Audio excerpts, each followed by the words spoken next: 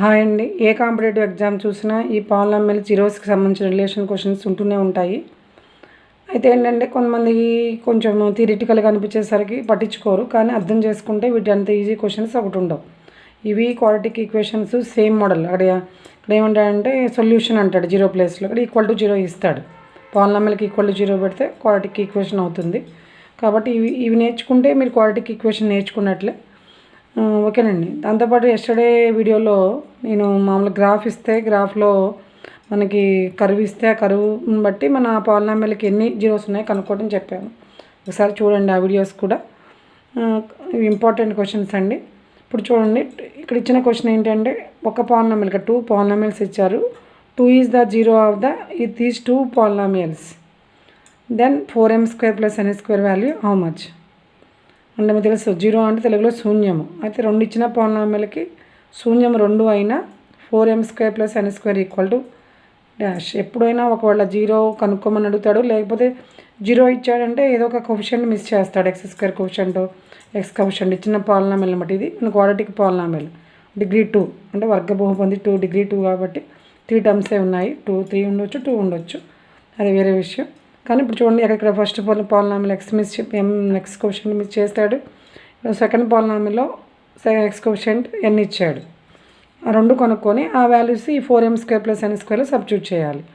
ఓకేనండి. అదే ఇచ్చిన పాలినామియల్ సింపుల్గా p(x) అనుకోండి. p(x) ఒకటి g(x) అనుకోండి.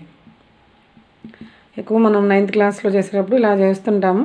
డైరెక్ట్గా చేసినప్పుడు p(x) = x² + mx - 8 first polynomial, 3x² + nx - 2. ఇప్పుడు మీకు 2 is the zero of the polynomial అంటే p(2) అంటే value of the polynomial at 2 = 0 కదా. కాబట్టి ఇందులో సబ్స్టిట్యూట్ చేయండి. 2² అంటే 4 + 2m x × 2m 2m - 8 = 0. x ప్లేస్లో 2 సబ్స్టిట్యూట్ చేసా. 2m - 4 - 8 4 = 0. 2m = 4, m = 4/2 2, m = 2. అలాగే సేమ్ మేనర్లో ఏ క్వశ్చన్ అయినా కానీ ఇట్లా ఒక బిట్ కూడా ఇవ్వచ్చు.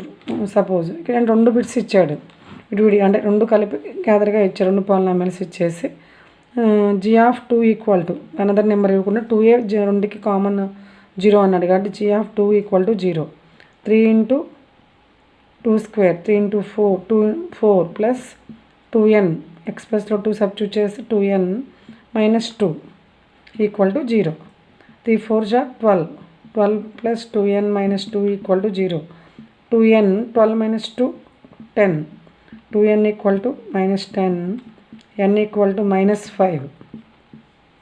చూడండి, m వాల్యూ వచ్చేసింది, n వాల్యూ వచ్చేసింది. మనకు కావాల్సింది ఏంటంటే m అని అడగలేదు. How to find the value of 4m² + n².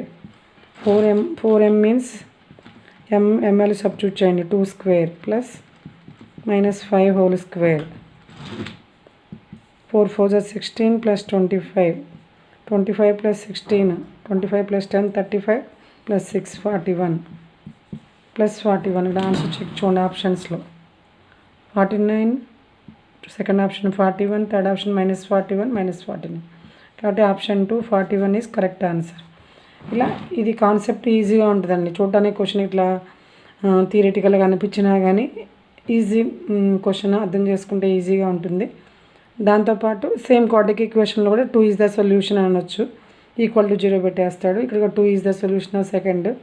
సరే, రెండింటికి సపరేట్ నెంబర్ కూడా ఇచ్చవచ్చు. ఇంకో మోడల్లో ఏంటంటే రెండింటికి సపరేట్ నెంబర్స్ కూడా ఇవ్వచ్చు. ఓకేనండి. Thank you.